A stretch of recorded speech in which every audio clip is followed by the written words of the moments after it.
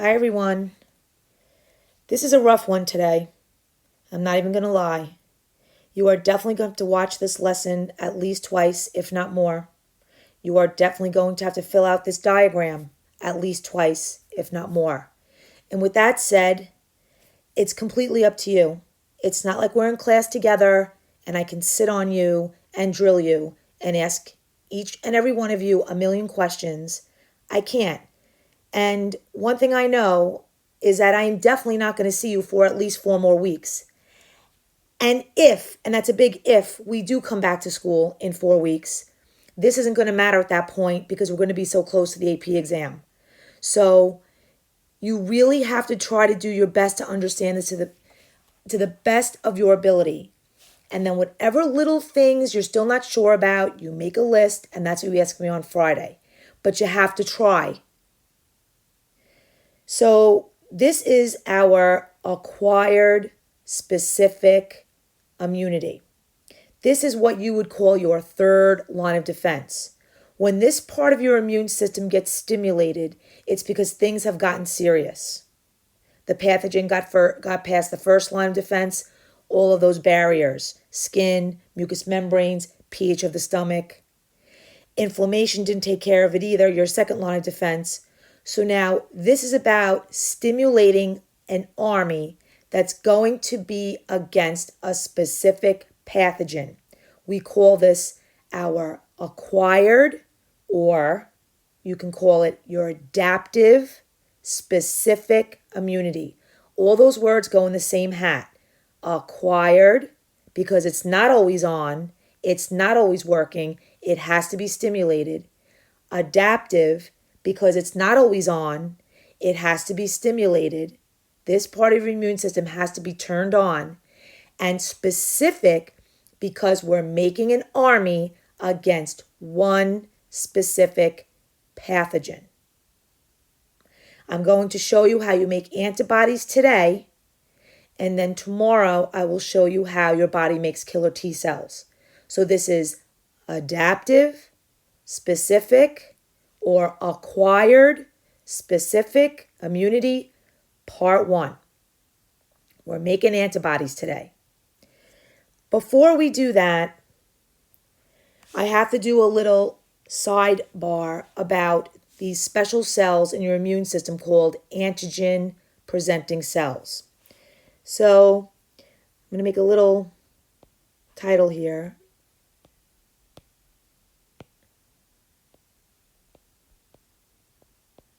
We call these antigen presenting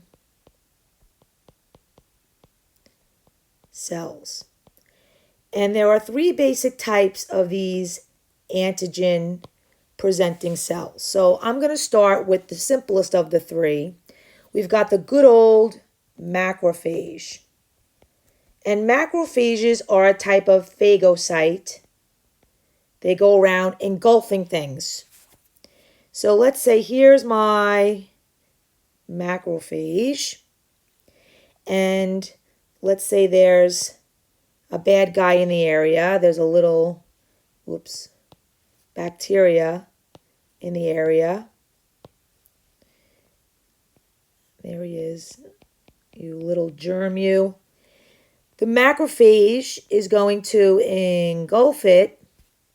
And when it engulfs that foreign particle, because it's got weird shapes on the surface, there are receptors inside of the macrophage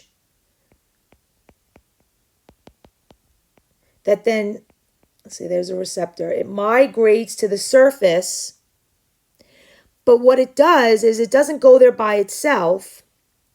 It takes pieces of the bad guy, it breaks down the bad guy after it engulfs it, it digests it, it lyses it, and the receptor mixes with pieces of the bad guy. And then what the macrophage does is it displays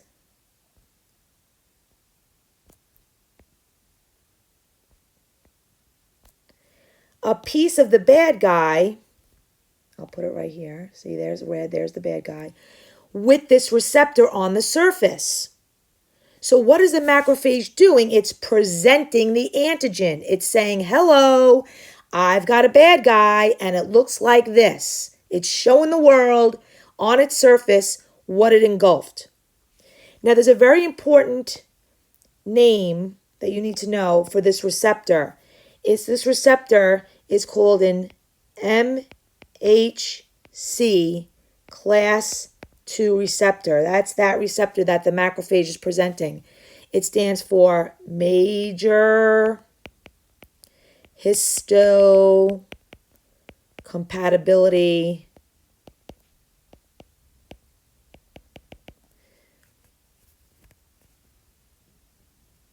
class 2. That's the name of this receptor, major histocompatibility class 2 receptors. And they basically are important because that's how your body can tell a bad thing from a thing that belongs in your body. MHC class 2. So macrophages are a great example of an antigen-presenting cell. Now, another type of antigen-presenting cell is what's called a dendritic cell. And they're called dendritic cells because, like neurons, they look like they have these long extensions, like dendrites. They're basically like macrophages. They're a type of phagocyte. They go around engulfing. And same idea, when a dendritic cell comes along a pathogen, something foreign, has a weird shape, it engulfs it and breaks it down, digests it, and the same thing happens. The receptors on the inside of the cell migrate to the surface. Oops.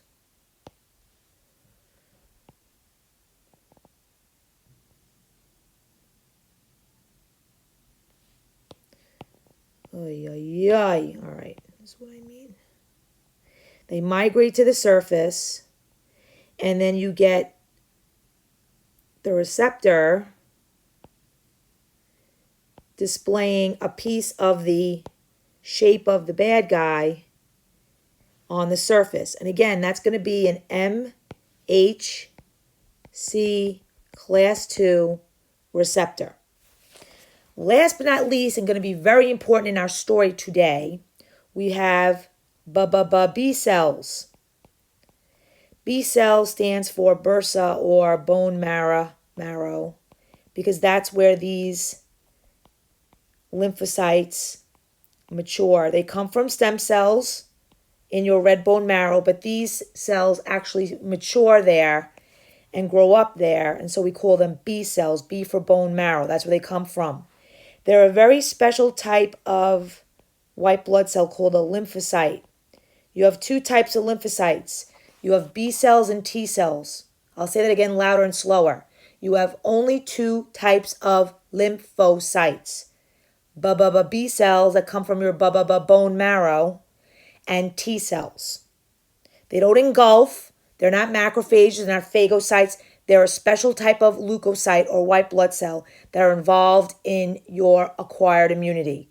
Lymphocytes, B cells, and T cells. So if we were sitting in class, I would say, so when I ask you, what are the two types of lymphocytes we have? You say B cells and T cells.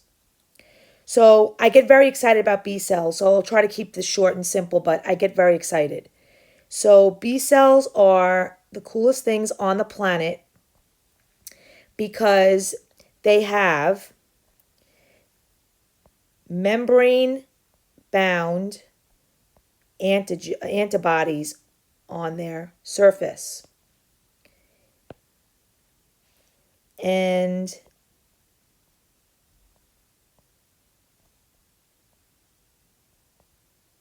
they kind of look like that. And they're membrane-bound antibodies, which is code word for protein. They're proteins. And there are about 10,000 of these all on the surface of this B cell, this specific antibody. And what blows my mind is that not all of your B cells have the same shaped antibody on their surface. So let's say that's B cell number 1, and let's say I have another one over here. But this guy, his antibody is a little bit different. His side chain has got a squiggle shape to it. It's slightly different. And what blows my mind, and I'm going to make a big connection here, so I hope you're with me, is that how the hell is that possible? If both of these B cells come from my body, that means both of these B cells have the same exact DNA. That means both of these B cells have the same instructions for making this surface antibody. So I'm making a big connection. Maybe you figured it out already. How is it possible that B cells coming from the same person can have so many variations, so many different variations? I'll give you a hint. Remember in the molecular genetics unit, and I said this explains why we only have 25,000 genes, but we can make over 250,000 different proteins. Here it is, people. This is how it's done. Did you get it? Did you say it? Who said exon shuffling? I love you. So that's how it's done. It's done by shuffling. It's done by alternative splicing. So you have something like 10 to the 10. It's something like 10 billion different variations of the antibody on the surface of one of your B cells. So you've got all these different B cells floating around in your bloodstream, which is awesome because when something weird comes in your body, because you have so many variations of that shape, chances are one of these B cells will be able to latch onto that bad guy. If it does, let's pretend that that happens. Let's say this virus matches this B cell immunoglobulin or membrane-bound antibody. B cells are also antigen-presenting cells. So it's going to take this in, and then, just like the macrophage and just like the dendritic cell, it's going to display it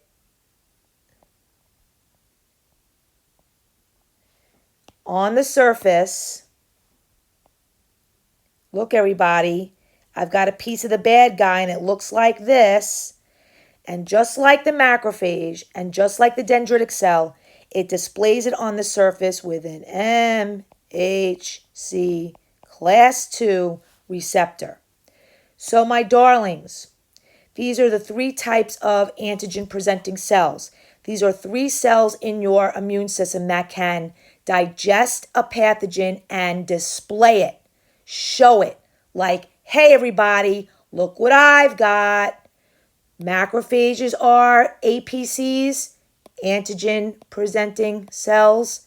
Dendritic cells are APCs, antigen-presenting cells.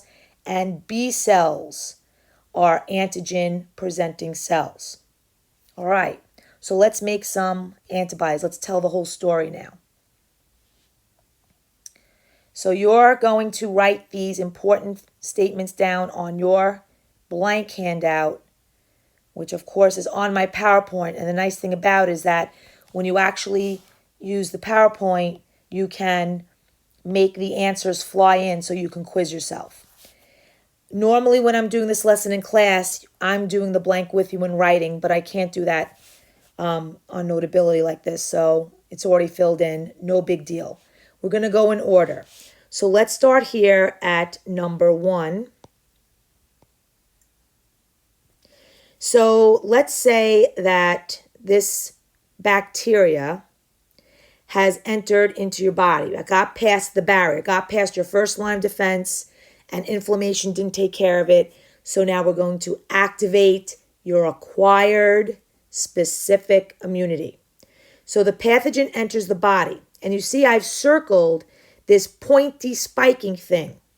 That pointy spiky thing is called a foreign antigen. Antigen is just a fancy word for protein with a shape. Always say foreign antigen because you're telling the reader it's a shape on the surface of something that doesn't belong in the body. So it's not a self antigen.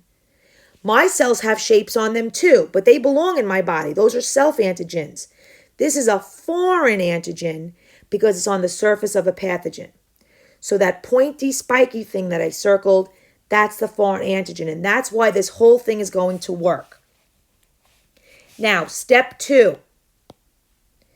A macrophage or a dendritic cell engulfs the pathogen. They're all over your body. It's just a matter of time before a macrophage engulfs this pathogen. And now, just like I discussed, once that happens, the macrophage breaks down the pathogen.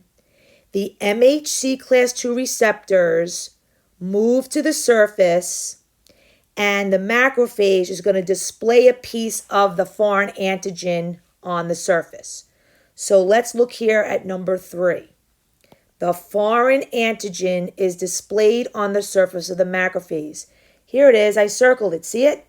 See how it's not just the MHC class II receptor. It's got the pointy spike in it. We call that an antigen complex. It's the MHC class II receptor with a piece of the foreign antigen in it. And notice here I wrote APC to remind you that because the macrophage is displaying that on its surface, it's an antigen presenting cell. Now come over here for a minute to the left. I'm circling this B cell because remember you have 10 to the 10 different B cells floating around. And it's also just a matter of time, hopefully, before a B cell with the matching antibody from exon shuffling, it's just luck, but chances are it's going to be one that matches, also binds to this foreign antigen.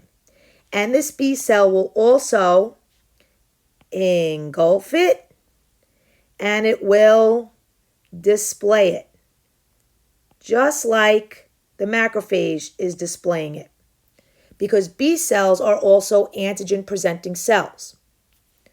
So let's review what we did so far. Foreign antigen enters the body. The shape on the surface of the pathogen is called a foreign antigen. Macrophage engulfs the pathogen and with its MHC class II receptor displays a piece of the foreign antigen on its surface. And so it's saying to the world, hey, I've got something here and it's a pointy, spiky shape. Meanwhile, some of your B cells have also bumped into the pathogen, taken it in, broke it down, and are also displaying it. Now, nothing is going to happen until a helper T cell gets involved. And there's a reason for that. In my opinion, this is my hypothesis. You heard it here first. This is like an insurance policy. It's a fail-safe. It's like this is what prevents your immune system from going wacky and like attacking your own body. Because this B cell over here to the left that I circled, it's not going to do anything until a helper T cell tells it to. It's like ready. It's like the arm, it's like the soldiers are at the gate, but nobody's firing any weapons yet. This B cell is armed and ready, but it's not going to do anything until the general says go. So over here, number 4, you have these other lymphocytes in your bloodstream called T cells. They're called T cells because they don't mature in the bone marrow. They mature in the thymus gland. T for T cell, T for thymus. And you have different types of T cells, but the only one in today's story is the helper T cell. Helper T cells have matching They have receptors for MHC class II. So any cell that is showing its MHC class II, a helper T cell will bind to, because that means trouble. No, you're not showing your MHC2 unless there's trouble, right? It only comes out if there's trouble. So helper T cells have these MHC class II receptors that can bind to any antigen presenting cell that's showing their MHC class II receptor as well, complex as well. So you see in this picture number 4, the helper T cell binds to that macrophage, and when that happens, the macrophage releases a cytokine called interleukin 1. Do you have to know interleukin 1? No, probably not. You should know cytokine. They're messengers. This is a type of paracrine signaling. So now that macrophage releases interleukin 1, which then causes the helper T cell to release interleukin 2.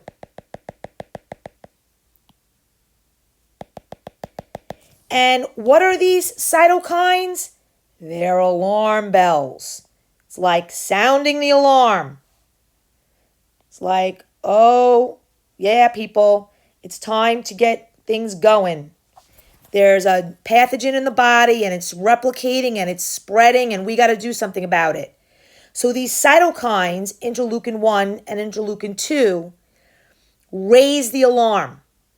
They signal B cells, like this guy I circled in yellow, to start. That's like the general saying, go ahead, start firing. So these cytokines are like alarm bells. They stimulate, they activate other cells in your immune system. So the cytokine can do this on its own, but I want to show you number 5. Another way to activate this B cell that I circled in yellow is the helper T cell itself. Just like the helper T cell in number 4 binds to the macrophage, helper T cells can also, there he is, bind to B cells that are showing that antigen. Because remember, B cells are antigen-presenting cells also. So the helper T cell can also bind to those B cells that were just waiting for the go. They were waiting for the general to say, go ahead. And once this happens, or once a cytokine hits these B cells, now they spring into action. And this is how we do what's called humoral immunity. This is how we make the antibodies. So go here to number 6. So now these B cells get stimulated. Now they don't just sit there and wait. Now they start to move. And what they do is they divide. Number 6, some of the B cells proliferate, they divide into effector cells, or more commonly called plasma cells. Here they are. 1, 2, 3 plasma cells. And plasma cells make antibodies. 2,000 per second. I don't think you realize what that means. 2,000 per second. This plasma cell, look at all the rough ER in there. See, you really are a biologist. You know so much. Look at all that rough ER in there. Look at it all. Look at all that rough ER. Look at all those ribosomes. These cells can pump out a lot of proteins. 2,000 of these per second, not minute, per second. And the beautiful thing about these antibodies is they're the specific antibodies that match this bad guy. Antibodies mark the pathogens so that they are weak and they can't do what they normally do, and they clump them into one spot so that the macrophages are more effective when they engulf. Many people think antibodies kill things. No, they don't. No, they don't. No, they don't. No, they don't. Antibodies don't kill pathogens. They just stick to them and mark them so that your immune system can better get a handle on them. They like disable them. Now, besides plasma cells, some of the B cells, number 8, proliferate or divide into memory B cells. And memory B cells stick around in your body indefinitely, some longer than others, but years and years and years, and protect you against a second infection of the same pathogen. So let's say 2 months later, this same foreign antigen comes in your body. You're not going to get any symptoms of the disease because you already have memory B cells that have that matching shape on the surface. So there's so many of them that they get stimulated more quickly because they're going to bump into the antigen. Because you have more of them and they're hanging around, chances are they're going to bump into the foreign antigen faster second time around. So you won't even know that that thing was even in your body. You will get no symptoms of the disease because you will make the plasma cells and antibodies so quickly that the pathogen doesn't have a chance to spread and make an infection. So this is called your humoral or antibody immunity, right? B cells are in the story today because B cells are involved in making antibodies. B cell for antibody. You're not going to see B cells tomorrow because we're doing something else tomorrow. B cells are only involved in your humoral antibody immunity. I'll say that again, louder and slower. B cells are only involved in your humoral antibody immunity. You will not see them in the story tomorrow. Tomorrow we're making killer T cells. No B cells involved. They're only involved in this part of your adaptive specific immunity. They are the reason you make antibodies. So good luck, everyone. I did the best I could with not being with you. Just make sure you listen to this if you have to again, and just fill out the sheet a few times. It's really not that bad, but you got to practice it. Of course, I have some animations on the PowerPoint also, so go ahead and watch them. Back to the first video you should have watched for this lesson. I hope you did. So that's U.S. history for you. That's from the HBO series John Adams, and that really happened against smallpox. You know, Abigail Adams was a woman ahead of her times, so courageous. John was in Paris, in France, trying to, help with the revolution, and she knew she had to do something to protect her and her children. She took it upon herself to get that position to inoculate her and her children against smallpox. And I wanted you to see that because I wanted you to see how barbaric vaccinations were back then. No small little syringe that gave you a little prick. I mean, it was rough. So I wanted you to see that. And of course, back then, no one really understood what the body was doing, but they knew that if you did that, chances were you wouldn't get the smallpox disease. Well, now you know from today's lesson part of the reason why you don't get smallpox. Because when that physician put that germ inside their bodies, you were purposely putting a little bit of the foreign antigen in, and it stimulated their bodies to make antibodies and memory cells. Part 2 tomorrow. Make sure you practice. Bye.